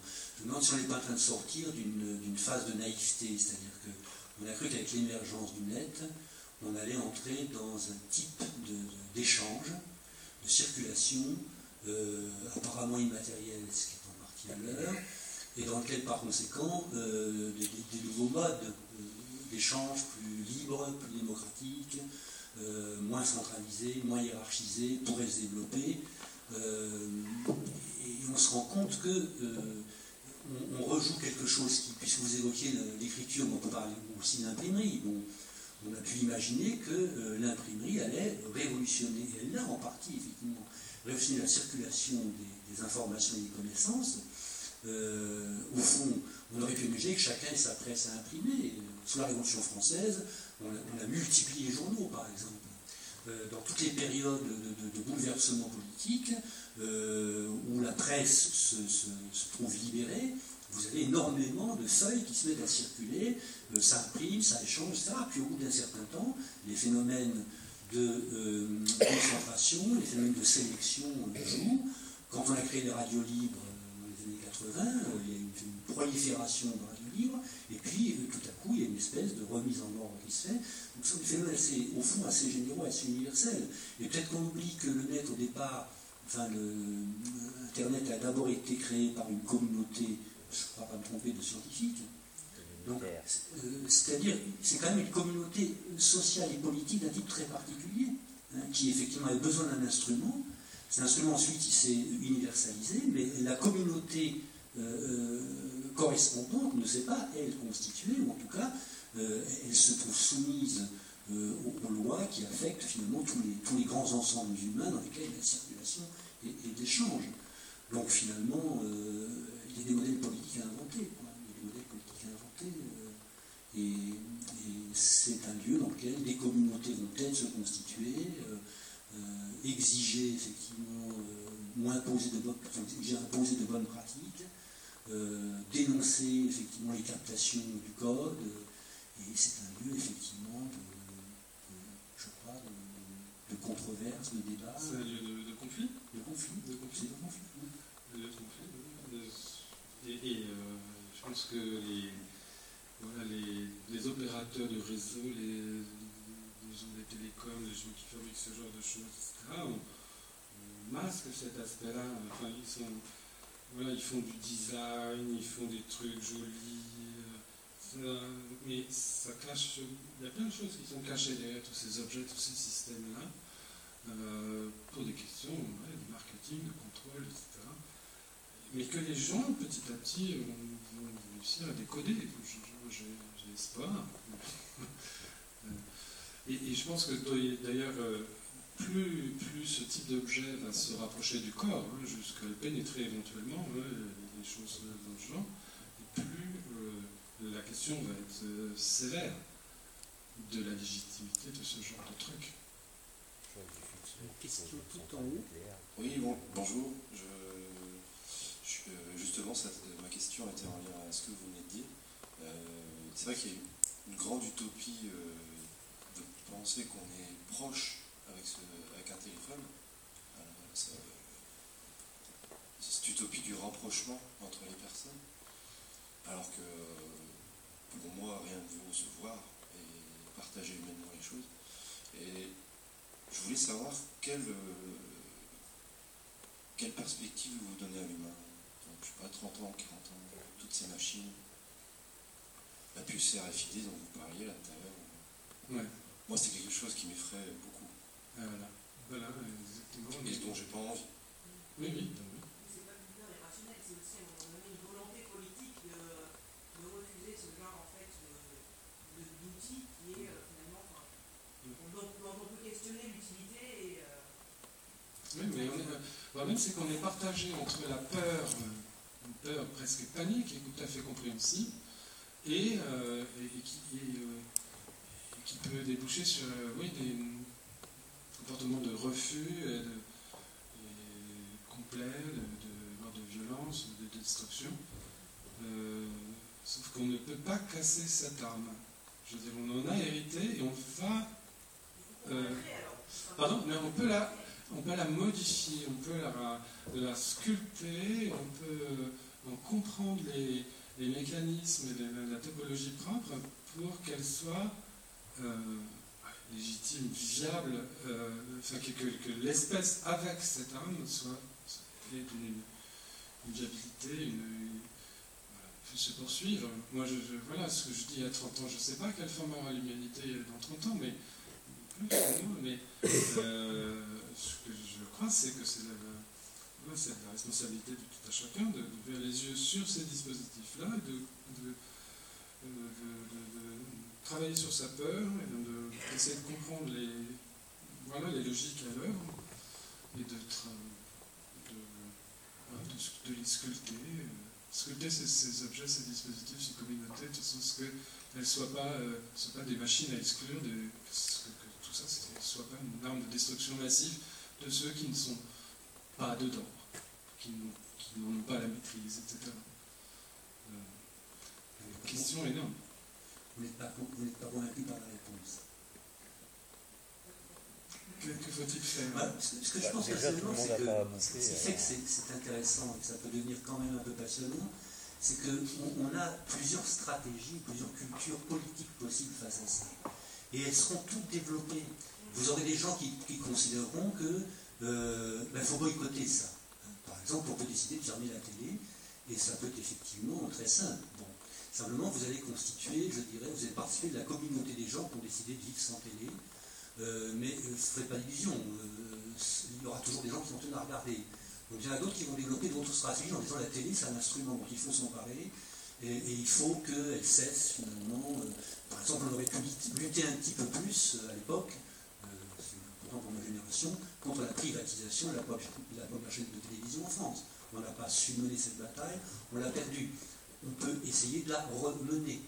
Vous pouvez avoir des gens qui décident qu'ils vont faire de la télé, ils vont essayer de faire de la télé intelligente ou réfléchir différemment son instrument. Et vous aurez toujours cette pluralité, j'appelle ça des cultures politiques et des stratégies politiques.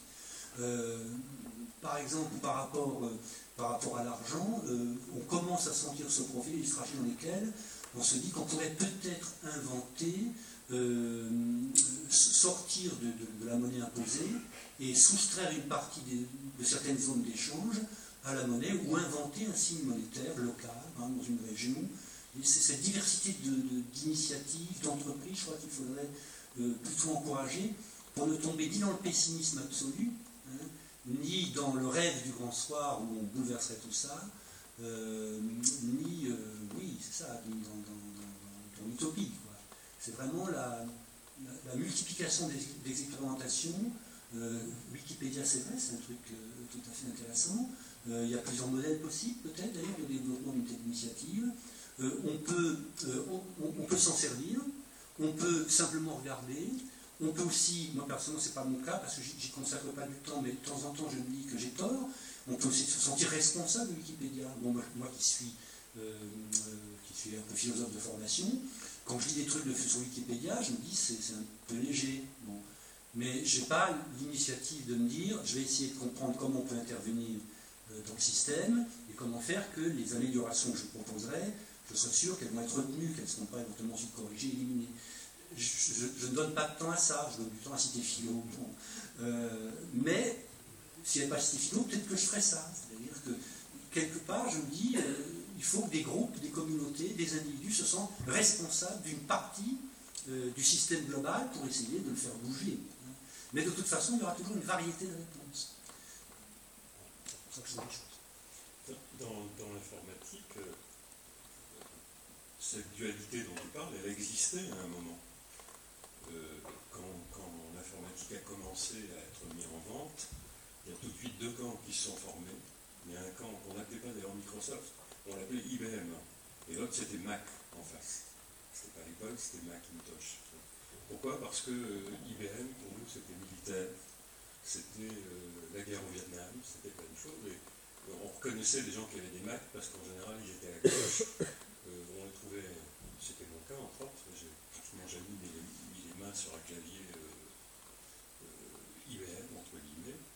C'était presque un clivage politique au départ, parce qu'il nous semblait très net et on était persuadés qu'il se fabriquait des choses très différentes. Et de fait, il s'est quand même fabriqué des choses un peu différentes. L'exemple, c'est que c'est quand même à partir de Mac que l'Internet domestique, que l'informatique domestique s'est développée. Et je veux dire que les autres ont aussi été plus ou moins peu ou prou obligés d'en faire. Mais je me souviens des débats au début, quand on s'engueulait, les gens qui nous tombaient dessus en disant mais tu payes plus cher que les autres, t'as moins de logiciels possibles, t'as moins de choses. Mais la position dans la chaîne informatique dans ces moments-là, elle était essentiellement politique. Ça a tout à fait disparu, hein, c'est bien, mais on avait une position politique par rapport à cet achat. Je crois qu'il y a véritablement quelque chose de l'ordre de la compétition darwinienne entre les modèles. Ouais. Et pour moi, justement, les critères de légitimité des perspectives qui sont au sein de ces modèles ont des avantages évolutionnaires majeurs. C'est-à-dire que un modèle qui ne s'interroge pas sur sa légitimité en termes de perspective, typiquement, je veux dire, pas avec des référents de perspective spatiale ou des référents marxistes, mais en considérant vraiment la nature profonde du réseau et des logiciels, etc., qui lui permet d'exister, une communauté qui ne s'interrogera pas là-dessus aura peu de chance de développer une forme de légitimité qui soit un avantage évolutionnaire lui permettant de subsister et de s'imposer. Éventuellement une dernière question, puisqu'après on va passer une autre conférence à 5 heures, oui.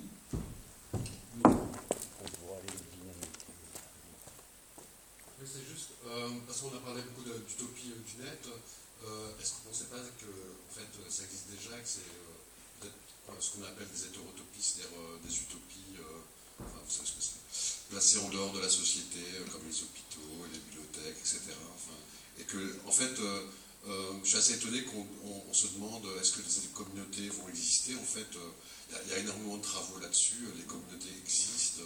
Il y a eu des travaux dans peut-être tout début des années 80 sur des gens qui échangeaient par un peu l'ancêtre du net et qui, à un moment, ont sauvé des gens aux Philippines, etc. Enfin, ont montré qu'ils existaient vraiment en tant que communauté dès qu'il y avait quelque chose à faire. Enfin, je n'ai pas les références, mais voilà.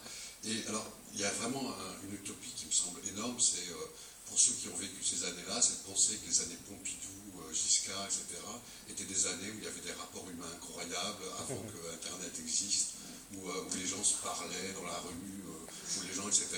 Il y a eu quelques années, faut aller voir, faut voir des films comme Family Life ou même Les Valseuses, enfin, qui montrent que ça, quoi. Enfin, les gens étaient dans leur maison, leur pavillon, etc., et ils passaient pas leur temps à aller discuter sur la place publique, de décider du sort du pays. Donc en fait, moi je pense que les problèmes de communication entre les gens sont plus liés aux problèmes de classe, etc., et du fait qu'il y a une stratégie pour effectivement que les dominés ne puissent pas non plus forcément se rencontrer, etc., mais que maintenant qu'on crée des outils pour communiquer, comme Wikipédia par exemple, ou d'autres pour communiquer directement sans passer par des pouvoirs centraux existent, et que ces outils-là seraient des freins à la communication, c'est un peu comment dire, paradoxal de pouvoir défendre ça.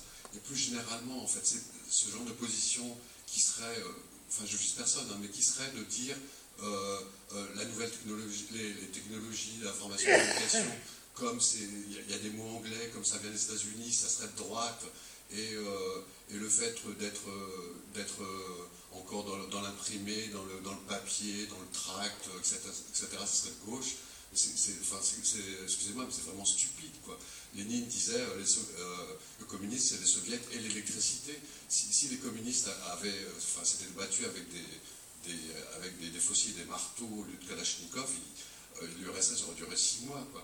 Donc à un moment, il faut aussi que les gens qui ont des idées de libération, de justice sociale, arrêtent d'avoir ces jugements, comment dire, méfiants et de peur, de crainte, comment dire, venue des âges très profonds par rapport à la technologie, et comme vous le disiez vous-même, s'empare de la technologie pour en faire quelque chose de mieux, je pense. C'est une question qui ouvre un peu trop, peut-être. Oui, non, mais je suis assez d'accord avec vous. Simplement, je dirais que peut-être ce que les successeurs de Lénine ont oublié, c'est que le communisme, c'était l'électricité, mais aussi les soviets. Ça marchait dans les deux sens. Bien, si vous voulez bien, on va en rester là. Remercier Olivier Aubert. Vous remercier de votre attention.